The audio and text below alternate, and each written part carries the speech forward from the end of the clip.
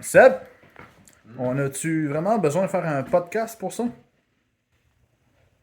Ça me pose la question, hein.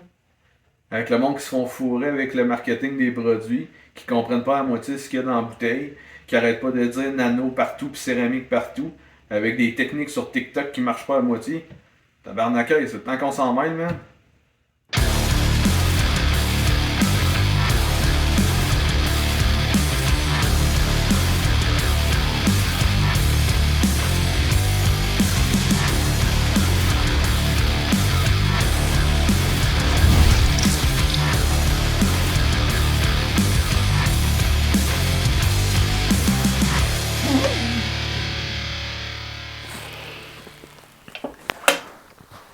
Salut tout le monde, bienvenue au podcast du Frotteux, épisode 0. C'est quoi l'épisode 0? C'est qu'on va vous expliquer qu'est-ce que c'est le podcast du Frotteux. C'est un podcast finalement, enfin, en français, made in Québec. Parce que même les gros noms au Québec en esthétique automobile sont tous rendus en anglais. Donc, je pense que c'est important qu'on en revienne aux sources, qu'on se parle en français, dans un langage qu'on connaît, avec les expressions qu'on connaît au niveau de l'esthétique. On va s'adresser aux frotteux de char, évidemment, surtout les professionnels, les weekend warriors, ceux-là qui trippent là-dessus, puis probablement qu'une couple de monde qui connaissent pas trop ça, on espère que ça va les intéresser puis qu'ils vont participer avec nous autres. On va parler évidemment, comme son nom le dit, de frottage de char, d'esthétique automobile. Le but va être de vraiment brasser l'industrie. Comme vous avez pu le voir dans l'intro, il y a bien des affaires qui me dérangent. Puis c'est le temps qu'on remette de l'ordre là-dedans. Pas pour chialer pour chialer. Je pense que le but, ça va être de vraiment améliorer ce qui se passe présentement en esthétique au Québec. Fait que je veux qu'on parle des produits, de comment que ça fonctionne, qu'est-ce qu'il y a là-dedans, le marketing autour de ça, qu'est-ce qui est bon, qu'est-ce qui n'est pas bon au niveau du marketing. Je veux qu'éventuellement on s'entende sur les termes qu'on utilise, qu'on arrête de mélanger tout le monde, puis que tout soit juste un aspect marketing quand on parle. Fait que quand on explique aux clients, je veux qu'on arrive à un point où tout va être bon, tout va être coulé, tout va être vraiment clair, précis, concis. C'est un peu l'objectif, puis je veux qu'on fasse ça en gang. Fait que c'est sûr que pour ça, ben, ça va me prendre des invités, évidemment. Puis, pour chaque sujet, dans le fond, on va trouver les gens avec qui on va pouvoir brasser la question. Donc, mon but n'étant pas de dire j'ai la science infuse, que je connais tout, puis c'est moi qui ai raison. Ça va être plutôt de voir toutes les facettes d'une question.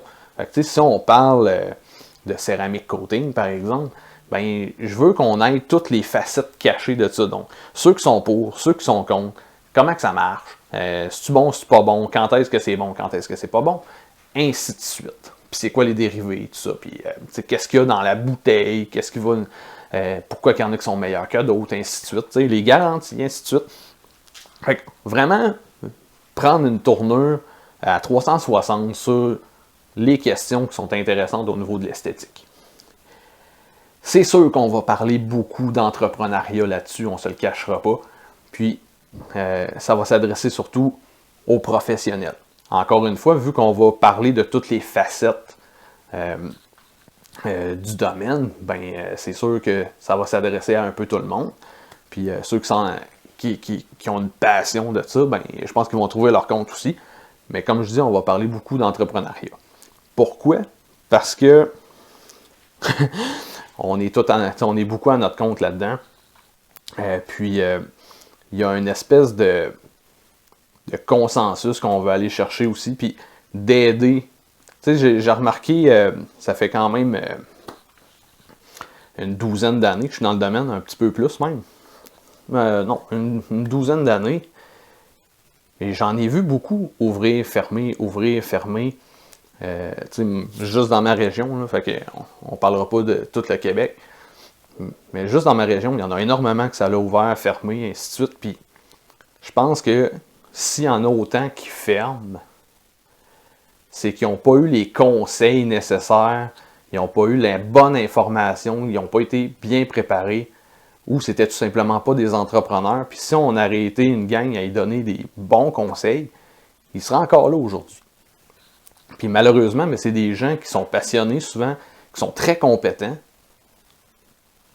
mais il n'y avait juste pas le petit kick pour bien démarrer, puis toffer sur le long terme. Fait que oui, on va parler d'entrepreneuriat, on va vouloir aider les gens. Puis, je pense qu'on peut s'inspirer aussi énormément des autres domaines. Fait que, tu sais, autour de l'esthétique, il y a quand même d'autres choses qui est important. Fait que, moi, je vais aller chercher d'autres professionnels de d'autres endroits, qu'on s'inspire d'eux autres, pour, j'aime pas l'expression, mais step up the game. Tu sais, pousser l'esthétique, notre domaine, plus loin, puis que ça dure plus longtemps dans le temps. Tu sais, il y a beaucoup de blessures, il y a beaucoup de ci, beaucoup de ça. Fait que tu sais, si on est capable de parler avec des gens du système de santé, ben, pas du système de santé, mais je devrais dire du monde de la santé, si on peut parler avec des nutritionnistes, si on peut parler avec des ergothérapeutes, des choses comme ça va nous permettre d'aller chercher des trucs, des conseils pour avoir des meilleures postures, moins de blessures, ainsi de suite. Fait que faire notre métier, faire notre passion, finalement, plus longtemps. Puis ça va aller aussi avec les trucs. Tu sais, à un moment donné, je parle des vidéos TikTok, puis il y a une raison à ça. Il y a beaucoup d'affaires qu'on voit, ça a l'air vraiment hot, ça a l'air vraiment professionnel. Mais au final, tout ce qu'on a l'impression, c'est du marketing, c'est du vent, c'est du wow. Puis c'est pas efficace. Fait que, en allant chercher plus de trucs, plus de conseils, je pense qu'on va s'en aller dans la bonne direction, puis ça va aider vraiment tout le monde. Fait que ça, c'est beaucoup ce qui va se passer dans le podcast. Pas juste podcast aussi. Fait que, je pense qu'on live, blog, ainsi de suite. Je pense que le frotteur va se diversifier dans les modes de communication pour atteindre le plus de monde. Puis, on n'a pas tout le temps d'écouter des podcasts une demi-heure, trois quarts d'heure, 1 heure. Fait que, je pense ça va nous permettre de rapper puis faire des résumés dans d'autres formats qui vont être plus short and sweet là, comme média. Fait que, évidemment, je vais vous conseiller de nous suivre sur toutes les plateformes possibles que vous connaissez pour pas manquer d'informations. Mais bon, je suis qui, moi, pour vous dire comment frotter des chars? Fait que pour ceux qui me connaissent pas, je m'appelle Sébastien Fortin. Le frotteur de char, ça vient tout simplement de... je suis dans des groupes d'entrepreneurs, je suis dans où j'ai suivi plusieurs formations qui n'étaient pas reliées justement là, à l'esthétique, là, qui étaient plus du côté entrepreneurial. Puis ça a tout simplement sorti de même. À un moment donné, il y en a un qui a dit « Hey, c'est Seb, c'est notre frotteur de char », puis ça a resté. Ça a resté parce que, c'est le commun des mortels, pour eux autres, un technicien spécialiste en esthétique automobile, ça veut rien dire. On s'entend, les autres, c'est un frotteur de char. T'auras beau essayer d'y expliquer que ça te prend un cours, que ça te prend de l'information pour pouvoir mettre le char top notch. En réalité, lui, tout ce qu'il voit, c'est que tu frottes des chars. En même temps, je trouve ça drôle parce que c'est hyper péjoratif justement dans notre domaine parce que moi je suis un technicien en esthétique automobile, maîtrise l'art de redonner l'aspect neuf à un véhicule usagé. Bullshit, tu frottes un char, que tu aies une machine ou pas dans les mains. Je pense que c'est ce qu'on est, puis je le prends en riant. Je pense que c'est le côté funny de la chose. Fait que ça explique un peu le nom pis tout ça. Sébastien Fortin, évidemment, lui, il a un parcours atypique. J'étais pas supposé d'être en esthétique automobile. Moi, à la base, j'ai étudié en informatique. Fait que j'ai un deck en informatique. J'ai des cours universitaires en psychologie. Ça pourrait être un autre débat, un autre épisode juste là-dessus. Fait que moi, je m'enlignais vers la psychologie. Finalement, pour plusieurs raisons, j'ai changé de branche, puis je suis revenu en informatique. Fait que j'ai fait une dizaine d'années en gestion de processus informatique au niveau des systèmes ERP. Fait que dans le fond, j'informatisais les processus d'entreprise avec... on les informatisait. Fait que système comptable, système d'inventaire, entrepôt, bon de travail, facturation, gestion de production, ainsi de suite. Fait que, j'ai touché à bien des domaines dans différents types d'entreprises. Puis c'est justement, là, de m'emmener m'a toujours me rappeler de Denis, Monsieur Gérard. Denis de son prénom. Un soudeur de profession. Ben, de profession, c'est un grand mot, là. Lui, d'après moi, il a lâché l'école à 12 ans, puis il a commencé à souder un coin de table pour le fun. Mais soudeur de profession, avec toute sa délicatesse et son vocabulaire familier, il a dit... Tabarnak, Sébastien, quand est-ce que tu vas te lancer à ton compte et arrêter de travailler pour ce boss-là? Puis, je comprends un peu ça m'a pris du temps à réaliser, mais moi puis mon boss, ça n'a jamais été, à l'époque, le grand amour, mais on trouvait toujours un terrain d'entente. Mais tu sais, mes idées ne fitaient pas avec les siennes. Puis, ça créait toujours des frictions.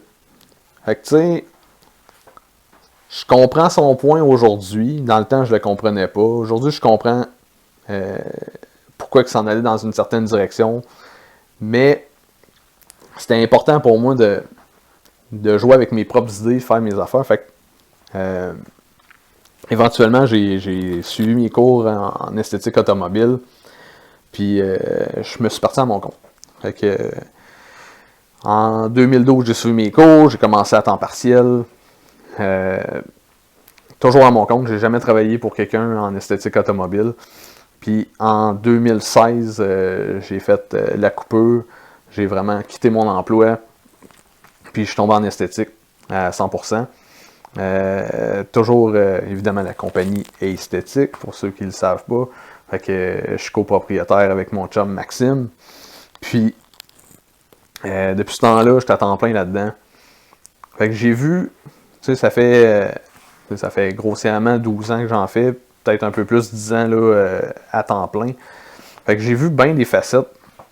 Puis tu sais, j'ai été chercher j'ai ramené mon bagage d'expérience des autres domaines. Tu sais, c'est là qu'à un moment donné, on a sorti les produits, et ainsi de suite. Puis, je suis pas chimiste là, de profession du tout. J'étais pas fort en chimie, en physique. Mais à force de parler avec des chimistes, à force de travailler avec plusieurs types de produits différents, j'ai été chercher une certaine expertise là-dedans, puis de comprendre qu'est-ce qu'il y a dans les produits, pourquoi ils mettent ça, ainsi de suite.